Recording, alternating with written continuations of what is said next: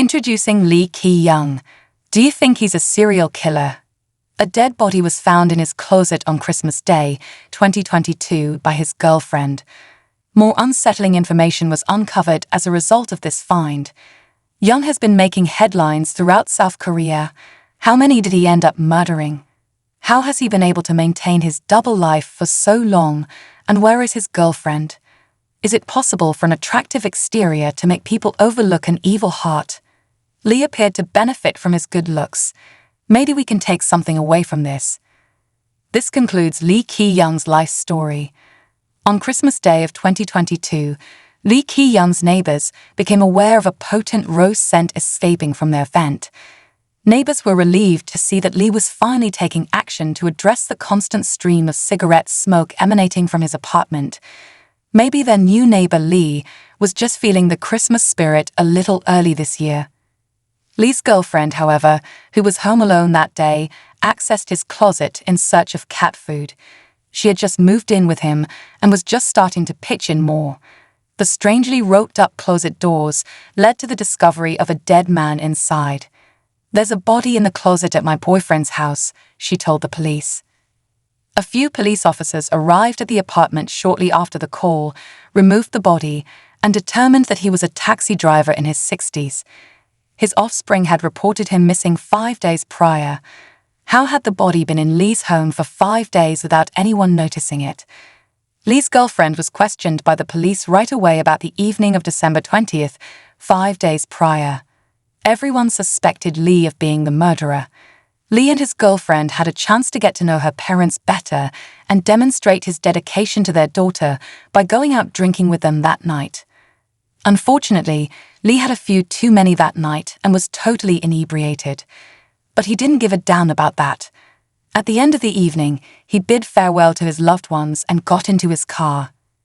He has a history of drinking and driving, so this wasn't an isolated incident. He'd been arrested twice before for the same thing and put on probation both times.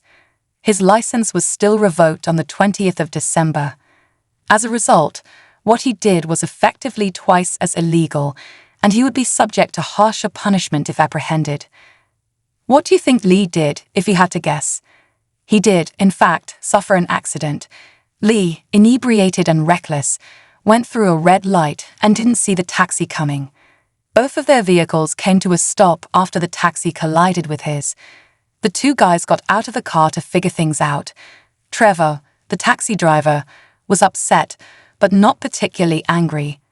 As a professional driver, he had to deal with a lot of drunk drivers. Lee offered the cab driver compensation for his trouble, and the driver accepted. It's common practice for drivers in South Korea to settle car accidents without involving the police or their insurance company. This was essential for Lee because the repercussions of getting caught drinking and driving while his license was suspended were severe. Lee convinced the taxi driver that he didn't have any money and asked the driver to accompany him home, to which the driver agreed. One might speculate as to the motivations of the taxi driver in following Lee back to his residence. The driver was enticed by Lee's promise that he had a lot of money at home, but Lee never said how much. The driver boarded the elevator with Lee in the hopes of earning enough money to pay for the repairs to his vehicle and more. Here they were, both in Lee's elevator. Lee, on the other hand, went downstairs in the elevator by himself just 20 minutes later. The entire process, from killing the driver to hiding his body in a closet, lasted less than 20 minutes. Lee lied to the cab driver and said he had cash at home when in fact he didn't. After arriving at his house, Lee fatally struck the driver with a heavy object and hid the body. The cab driver got out of the car and took it downstairs. But before he did that, Lee needed to take care of a few things. He used the taxi driver's phone, ID, and credit card to apply for a 50 million won loan online. He also sent text messages to Mr. B's family claiming that he was a victim, such as "Dad is busy." After that, he ditched the cab in an empty lot and wiped the black box data. Lee splurged on an expensive ring and a fancy hotel for his girlfriend using the money he stole from the taxi driver between December 20 and December 25. And there she was, blissfully unaware of her error in judgment. Lee was apprehended at long last on December 29. The very strange case of Lee Ki-young, however, was just getting started, and this was merely the beginning. Naturally, the police questioned Lee about the dead body he found in his closet and asked for his account of what happened. Lee said he had invited the cabbie to his place to settle the accident, but when they arrived, the driver demanded a much larger sum of money than Lee had anticipated. The driver threatened to call the cops when Lee said he didn't have that much money. Lee panicked about his history with the police, so he hurt him and hid him in the closet. The police had reason to doubt him, and they were correct. Later, Lee's narcissism and pathological lying would become apparent. Lee had moved into an apartment under the name of a woman in her 50s named Miss J, and when the police ran her name through the system, they discovered that she had been missing since August 2022. It turns out that Lee used to date this woman, and at one point he even moved in with her. When confronted with this information, Lee casually admitted, "Oh yeah, I killed her." She acted as a sugar mommy to him despite being 2 decades his senior. In addition to inviting him into her home, she showered him with expensive gifts and took him on several extravagant vacations. However, after a violent argument, Lee killed her and claimed to the police that he discarded her body in the river. Because of this, Lee has earned the moniker the real parasite psychopath. This moniker comes from the South Korean film Parasite, in which a poor family moves into the home of a wealthy family and slowly drains the life out of them. That Lee did this to Miss J after only 4 months of dating is eerily coincidental. How can someone take another person's money, house, and life in just 4 months? Had Lee ever attempted this before? This is where things start to really weird out. Lee's confession to the police that he had dumped Miss J's body in the river prompted an immediate search. Since it was January of 2023 and the river was frozen over and visibility was poor, this proved to be a difficult task. After several days of questioning, Lee yielded no results. He was reintroduced to the interrogation room. When pressed further, he admitted that instead of throwing her into the river, he buried her in a shallow grave on the riverbank. After sending out another search party, the detectives still couldn't find her body. On their 3rd trip with Lee, he pinpointed where Miss G's body was buried. The media had never seen Lee's face before, but it didn't take long to place it with earlier images of him. Even murderers and murder suspects in South Korea have the right to have their picture taken. No one will see the killer's face in the media unless he or she agrees to it being shown. The police had been keeping Lee's identity under wraps because he had broken the law up until that point. Even though he shared his name with a well-known South Korean actor, Lee Ki-young rose to prominence in early 2023 for other reasons. Now, everyone could not believe that a handsome 31-year-old man could have committed such atrocities and admitted to them so openly. This should come as news to no one. Monsters don't actually have typical monster appearances. This is precisely what makes them so frightening. We like to reassure ourselves that psychopathic killers are easy to avoid because we can spot them from a mile away. But this is exactly how serial killers function. They blend in with the crowd, look like any other neighbor, and can even be charming or cute at first glance, unless you know better. Think of serial killers Jeffrey Dahmer and Ted Bundy. Did they have monstrous appearances? While convincing the police to accompany him, Lee said, "This is my last gift to the police," meaning he was giving them the location of the body. Lee may have believed he was in charge of the situation, but the police had yet to recover Miss J's body.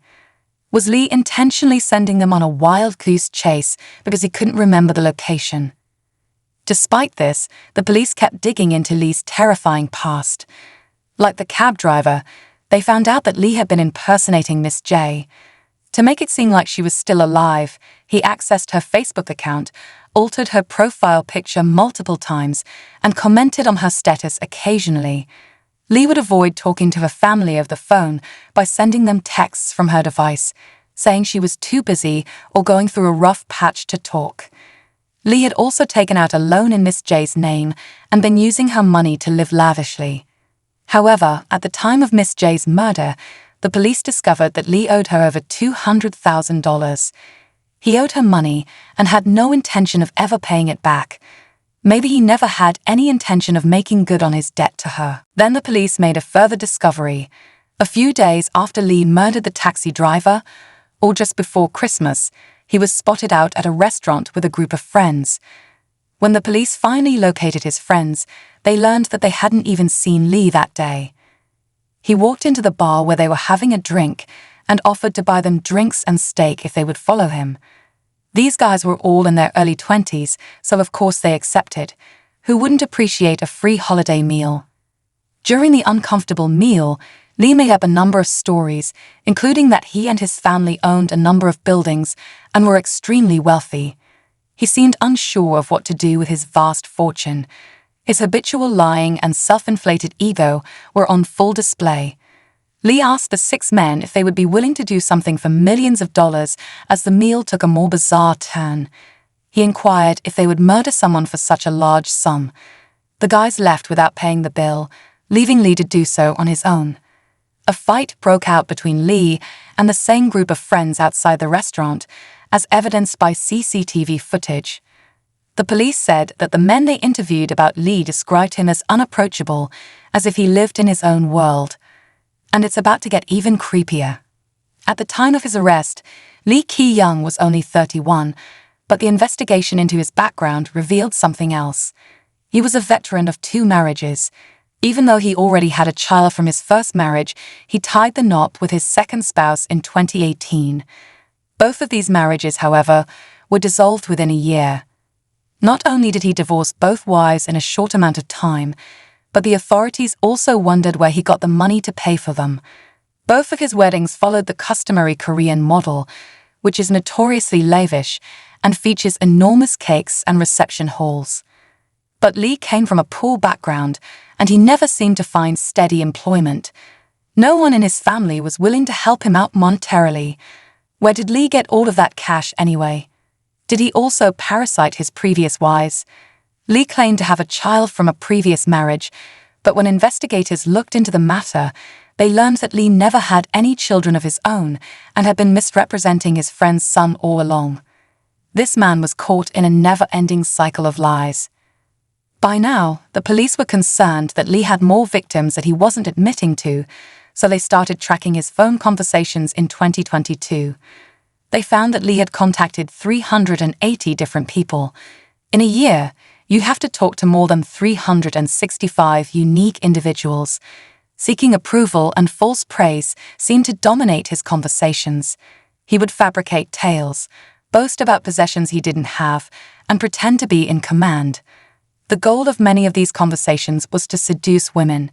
In just 6 months, he had 2 girlfriends who reported him to the police, Miss J and the girlfriend he lived with for a week. This case has just begun in January 2023, and the police are still digging into Lee's lies and destructive habits. Although the police are hopeful that Lee only murdered the 2 people he confessed to killing, Miss J's body has not yet been located, and the search for additional victims continues. Psychiatrists are currently assessing Lee from inside the prison, and it has been reported that he meets the criteria for the diagnosis of sociopathy, narcissistic personality disorder, and antisocial personality disorder. He may also suffer from Ripley's syndrome, an antisocial personality disorder characterized by a lack of empathy, impulsivity, grandiose lying, and possibly criminal behavior. Patients with Ripley's syndrome are known to disrespect others and hurt those close to them, especially their partners. This syndrome is frequently accompanied by verbal and physical aggression. Lee's main motivation seems to be money, and he will do anything to acquire more of it, except getting an honest job. The whole picture is only now becoming clear, and it's not a pretty one. It seems that prior to Miss J, Lee parasitized at least a few other people. The full scope of his crimes against his former partners are, however, unknown. What happened to his other exes besides Miss J? The bizarre case of Lee Ki-young has taken the South Korean media and public by storm, and the police are still releasing disturbing new details. They recently found 4 additional DNA samples in his home. There was a male taxi driver and 3 female passengers. The police have not released any information about the 3 suspects. The detectives searched his house and car and discovered numerous items that did not belong to him. Lee is revealed to be a thief as well as a murderer and liar. Who knows, maybe he steals from the many women he dates. The police are currently being very thorough in their efforts to identify the owners of these items and everyone Lee communicated with in 2022. They need to make sure everyone is okay and find more clues, preferably without finding any more of Lee's previous victims. We don't know if Lee will be sentenced to life in prison or the death penalty because his trial hasn't started, and we haven't seen his extensive criminal record. We appreciate you watching, and your feedback on this matter is welcome. Do you believe more victims are still out there? Post your thoughts in the section below. If you enjoyed this, please give it a thumbs up and subscribe for more. Be careful, and we'll chat again soon. Please accept my gratitude.